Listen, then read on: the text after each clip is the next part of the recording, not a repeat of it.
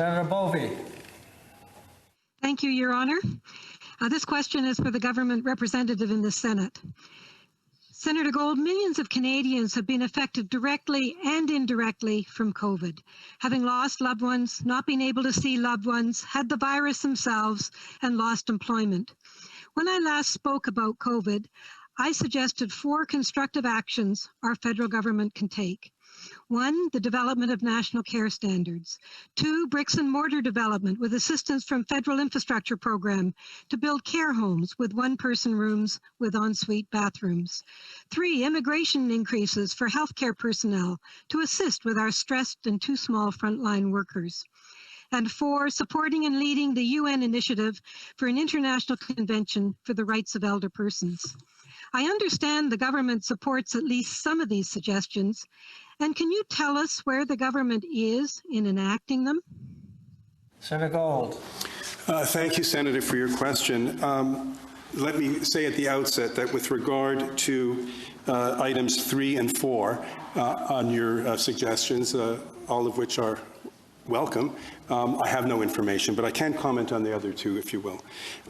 Regarding infrastructure and bricks and mortar, as you called it, the government recognizes that significant investments, indeed immediate investments in public infrastructure are needed to help address the current health crisis and create jobs, but equally to continue our work towards rebuilding our infrastructure for the benefit of our communities. And under the COVID-19 resilience funding stream, which was launched in August, which amounts to $3.3 billion.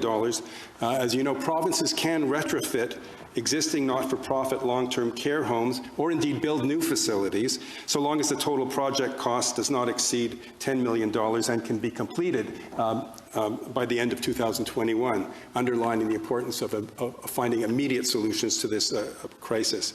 And under that new stream, colleagues, the federal government pays 80 cents on every dollar invested, and indeed, and 100% for such projects in Indigenous and in remote communities. With regard to national standards, and the Deputy Prime Minister and Minister of Finance, I think, was very clear yesterday in her various appearances on the media. This is an example of how federalism can work together, given the provincial responsibility for health, an exclusive provincial jurisdiction, but the federal role in providing support in funding and leadership. But it's an example not only of how it can work, but how, in fact, it needs to work through consultation and negotiation. It's impossible to give a timeline on when these national standards will emerge, because it involves, by necessity, by constitutional necessity, the buy-in from the provinces and the territories. But the finance minister underlined that if she could wave a magic wand, alas, there is no magic wand, we would have the national standards in place in short order. There's a lot of work to be done. Il faut mettre la main à la pâte, but it involves the consultation and collaboration of all jurisdictions in this country. Thank you for the question. Senator Bovey, did you wish to ask a supplementary? I do, if I may, Your Honor. Senator Gold, a report by the OECD, which was issued after the first wave of COVID-19, based on numbers as of May 25th, demonstrated that in Canada, some 81% of the total COVID-19 deaths occur in long-term care homes. This is the highest number of 18 countries surveyed and double that of the OECD average. The numbers varied, of course, across the provinces, but the overall percentage does not paint a pretty picture.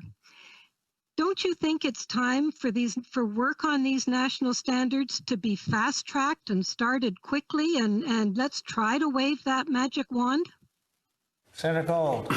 Well, thank you for your question. Look, every province, every jurisdiction, every owner of these of our homes where our families live are working hard to provide a safe and secure environment. It is a tragedy that so many have fallen sick and so many have perished.